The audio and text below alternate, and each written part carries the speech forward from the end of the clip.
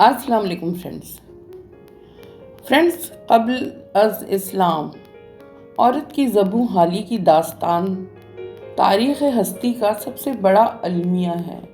قوموں میں عورت کی حالت ناقابل برداشت تھی۔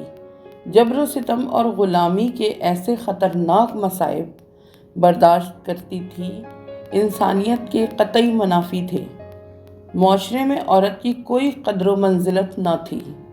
جہالت کا یہ عالم تھا کہ کوئی عورت کسی جانور کا دودھ نہ دھو سکتی تھی۔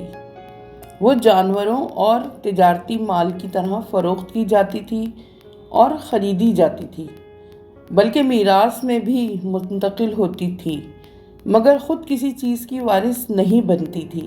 اسے بدکاری پر مجبور کیا جاتا تھا۔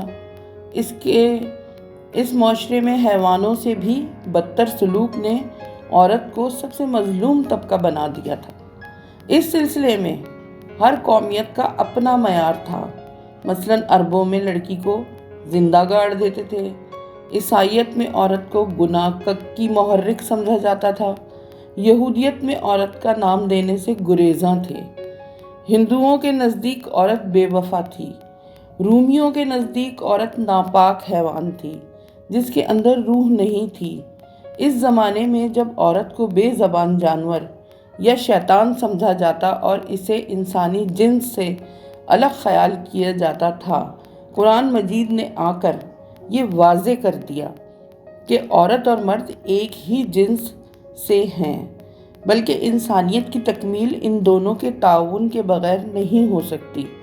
چنانچہ سورہ نساء کی درج ذیل آیت مبارک میں اس پہلو کے بارے میں یوں بیان کیا ہے کہ مردوں کو اپنے کیے کا حصہ ہے اور عورتوں کو اپنے کیے کا حصہ ہے۔ حضور پاک صلی اللہ علیہ وآلہ وسلم نے عورتوں کو وہ مرتبہ اور مقام دیا جو ایک مثالی معاشرے کی تکمیل کا باعث بنا۔ آپ صلی اللہ علیہ وآلہ وسلم نے عورتوں کے معاملات کو شکل و صورت بخشی، اسے قسم پرسی کے عالم سے نکالا، اسے ذات کا شعور بخشا۔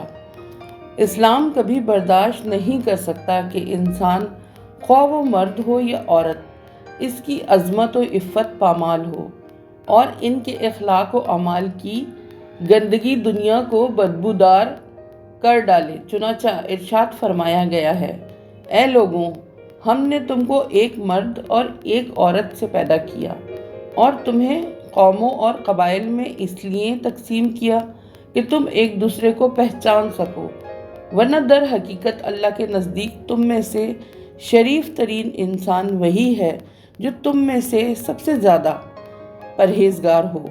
دوسری آیت میں مذکور ہے، اے لوگوں، اپنے اس پروردگار سے ڈرو جس نے تمہیں ایک جان سے پیدا کیا اور اس میں سے ان کا جوڑا بنایا، اور ان دونوں میں سے بہت سے مردوں اور عورتوں کا اضافہ کیا۔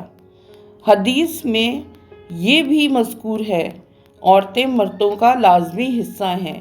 خود حضور نے 25 سال کی عمر میں 40 سالہ بیوہ خاتون سے شادی کر کے مظلوم زمانہ عورت کو بلند و بالا مقام پر فائز کیا۔ آپ نے عورت کو ماں کا عظیم ترین اور حسین ترین رتبہ دیا۔ ایک کہاوت ہے، جس گھر میں عورت کی عزت نہیں ہوتی، عورت دکھیا اور بدحال رہتی ہے، وہ گھر آج نہیں تو کل برباد ہو جائے گا۔ تو فرینڈز، میرے چینل کو سبسکرائب کریں، لائک کریں، بیل آئیکن پریس کریں اور اپنا بہت سارا خیال رکھیں۔ اللہ حافظ۔